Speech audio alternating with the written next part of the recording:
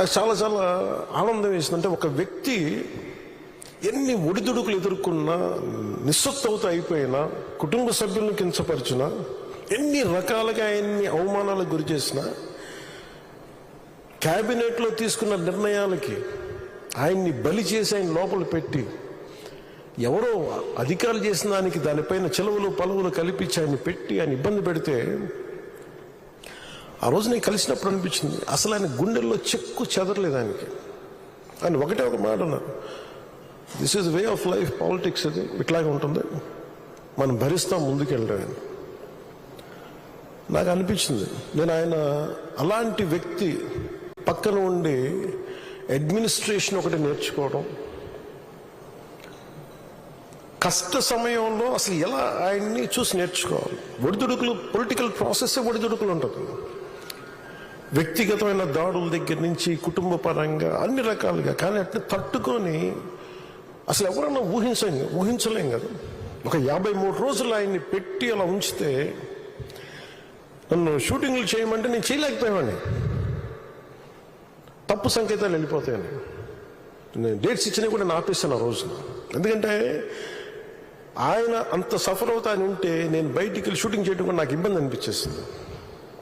నా ప్రొడ్యూసర్ చెప్పాను, 2 చేతులు క్షమించమని చెప్పాను ఆ రోజున. తప్పట్లేదు, నాకు రాష్ట్ర ప్రజల కోసం మారాలి ప్రభుత్వం, అందుకని చేస్తాను, దయచేసి మీరు అర్థం చేసుకోండి అని. అంత నేను చేయగలిగానంటే ఆయన తట్టుకున్న విధానం నన్ను కూడా ఎంతో కొంత ఒక చేయూతనిచ్చేలా చేసింది. నా స్వార్థం వల్ల వ్యక్తిగతంగా నేను ఎదిగిపోవాలి, నా కోరికలు, రాష్ట్రం విభజన జరిగినప్పటి నుంచి ఈ రోజుకి మనం నలిగిపోతా ఉన్నాం. మనకి తెలంగాణలో మనం దాదాపు 3వ వంతున్నాం అభివృద్ధిలో. సంతోషం, మన తోటి తెలుగు రాష్ట్రం ఆనందం. మనం పోటీ పడాలి, ఎదగాలి అంటే అనుభవం, పొలిటికల్ ప్రాసెస్లో అనుభవం ఒకటి చాలా చాలా కీలకమైనది. తెలివితేటలు ఉండొచ్చు, అన్నిటికంటే కూడా అందరినీ సమన్వయపరిచి, అందరినీ ఆకట్టుకోగలిగి, అందరినీ ఒక దారిని పెట్టగలిగి, కొంత మెత్తదనంతో మందలిస్తూ, కొన్నిసార్లు గట్టిగా చెప్తూ, అలాంటి నాయకుడు వెంట ఆయన నాయకత్వంలో మేమందరం పనిచేయటం నాతో సహా చాలా చాలా నాకు ఆనందంగా ఉంటుంది. ఇలాంటి గడ్డు పరిస్థితుల్లో డబ్బు లేదు మనకి. రాగానే ఛార్జ్ తీసుకోగానే ఇవన్నీ ప్రోటోకాల్స్ ఉంటాయి, కానీ లోపల ప్రోటోకాల్స్ దగ్గర డబ్బులు లేవు లోపల. అలాంటిది ఆయన రాగానే ఈ 100 రోజుల్లో ఏమి చేసామని కీలకమని చెప్తే, ఏమైతే చెప్పారో మెగా డిఎస్సిని మేము పెడతాం, భర్తీ చేస్తామంటే 16,437 ఉపాధ్యాయ పోస్టుల్ని భర్తీ చేయడం.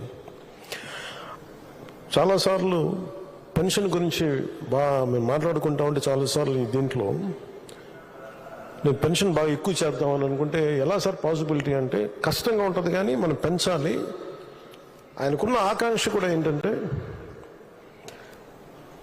సంపద కొద్ది మంది దగ్గర ఉండిపోకూడదు, అవి తిరుగుబాట్లు వస్తాయి. ఈ రోజున ఆయన నాయకత్వంలో, ఈరోజు పొద్దున్న క్యాబినెట్ మీటింగ్లో మాట్లాడుకున్నప్పుడు కూడా, ఎంటర్ప్రెన్యూర్షిప్కి ఒక 100 కోట్లు మూలధనం ఒక కార్పొరేషన్లో పెడితే, మైక్రో మన చిన్నపాటి పరిశ్రమలకి, ఔత్సాహికులకి, పారిశ్రామికవేత్తలకి అండగా ఉండటానికి ఒక 100 కోట్లు మూలధనం పెడితే దాన్ని 5,000 కోట్ల వరకు తీసుకురావచ్చు. అలాగే 500 కోట్లు పెడితే దాన్ని 20,000 దాకా తీసుకెళ్లొచ్చన్న ఈరోజు నా ప్రతిపాదన చాలా అద్భుతంగా ఉంది. ఇవన్నీ చేయాలి అంటే ఈ రాష్ట్రాన్ని, ఉమ్మడి రాష్ట్రాన్ని దిశానిర్దేశాన్ని మార్చిన వ్యక్తి, మైక్రో మన ఈ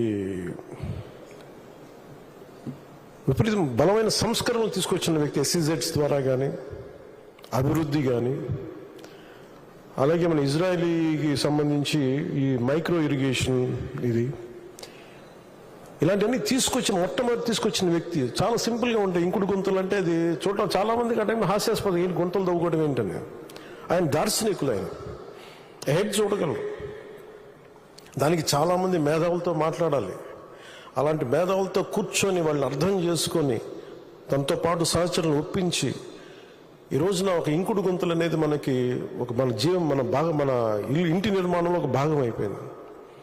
ఇలాంటి ఎన్ని తీసుకున్నా, చిన్నది పెద్దది ఎన్ని తీసుకున్నా అనునిత్యం నన్ను ఆశ్చర్యపరుస్తూనే ఉంటారు ఆయన. ఎప్పుడు చూసినా ఒకటి అనిపిస్తే ఈ నుంచి ఎంత నేర్చుకోగలం మనం, ఎంత ఆయనకి పక్కన ఉండి చేదోడు వాదోడుగా ఉండగలం. నాకు ఇదే తలంపు ఉంటుంది. అలాంటి పెన్షన్లు కూడా ఎలా పెంచగలం అంటే మనం పెంచుదాం, నాకు ఒక అవగాహన ఉందని. అది అడ్మినిస్ట్రేషన్లో కాకలు తీరిపోయి మునిగి తేలిన వ్యక్తికి అర్థమవుతుంది. మంచి మనసు ఉండొచ్చు, చెయ్యాలన్న తపన ఉండొచ్చేమో, కానీ దానికి తగ్గ అవసరమైన ప్రతిభ లేనప్పుడు, అనుభవం లేనప్పుడు, మనుషుల్ని కలుపుకెళ్ళగలిగే సమర్థత లేనప్పుడు అది ఎవరి వల్ల కష్టం అవుతుంది. అలాంటిది ఆయన అద్భుతంగా 4,000 ఇవ్వడం ఒకటైతే, మొదటి నెల ఒక్కొక్కరికి 7,000 చొప్పున ఒకటే రోజున 65.18 లక్షల మందికి, అది కూడా ఇంటింటికి వెళ్ళి 4,408 కోట్ల రూపాయలని పంపిణీ చేపట్టడం, చేతికి డబ్బులు ఇవ్వడం దేశంలోనే సంక్షేమంలో ఇది ఒక తిరుగులేని చరిత్ర. మనస్ఫూర్తిగా గౌరవ ముఖ్యమంత్రి గారికి నా ధన్యవాదాలు తెలుపుతున్నాను.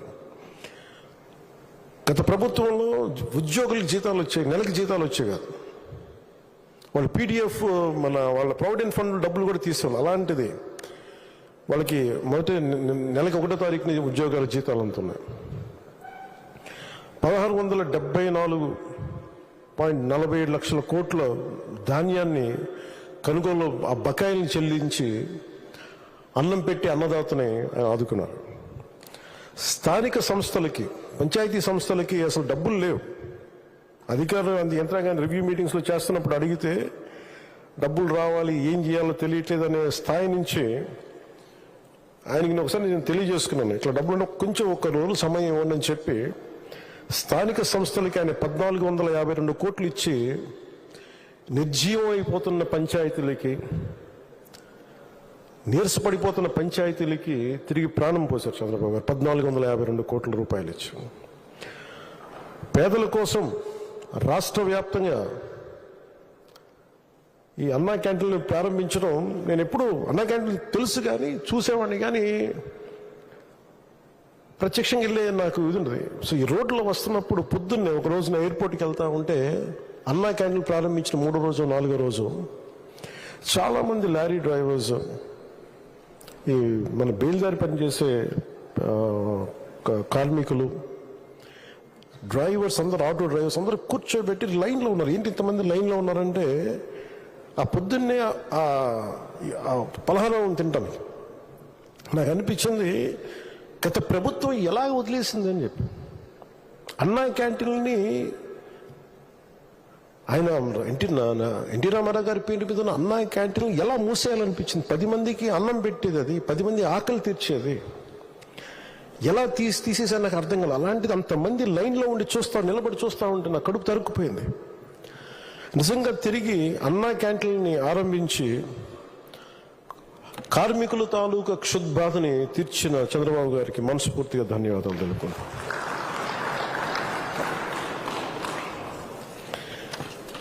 ఒకసారి నేను పార్టీ ఆఫీస్లో ఉన్నప్పుడు ఒక 9 నెలల క్రితం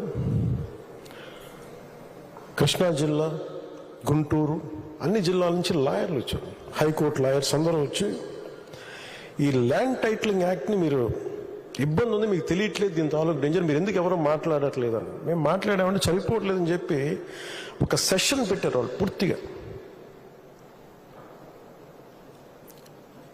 మా మంత్రి నాదెండ్ల మనోహర్ గారి ఆధ్వర్యంలో వాళ్ళు చెప్పింది వింటే భయం వేసింది.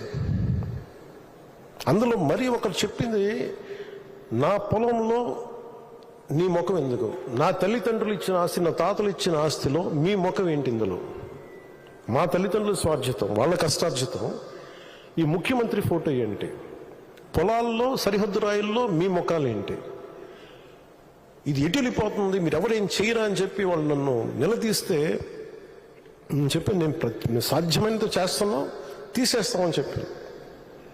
ఆ రోజు అది విశ్వాసమే, నమ్మకమే. కానీ ఈ రోజున అది ఒక సత్యం, ఒక నిజం. చంద్రబాబు గారు రాగానే ల్యాండ్ టైటిలింగ్ యాక్ట్ని రద్దు చేసి ప్రజలకి ఆస్తులకి భద్రత కల్పించినందుకు మనస్ఫూర్తి వారికి నా ధన్యవాదాలు తెలుపుతున్నాను. మీరు ఊహించుకోండి, నేను పిఠాపురంలో భూమి కొంటే దాంట్లో అప్పటి ప్రభుత్వం మన ఆ ముఖ్యమంత్రి గారి ఫోటో ఉంది. నాకు కూడా తప్పలేదు అది, ఆయన నవ్వుతూ ఆయన ఫోటో ఉంది. అంటే మనం కష్టపడి కొనుక్కుంటే ఆయన ఫోటోలు అసలు ఎప్పుడు లేదు. ఆంధ్రప్రదేశ్ రాజముద్ర ఉండాలి అక్కడ, ప్రభుత్వ ప్రతినిధివి నువ్వు.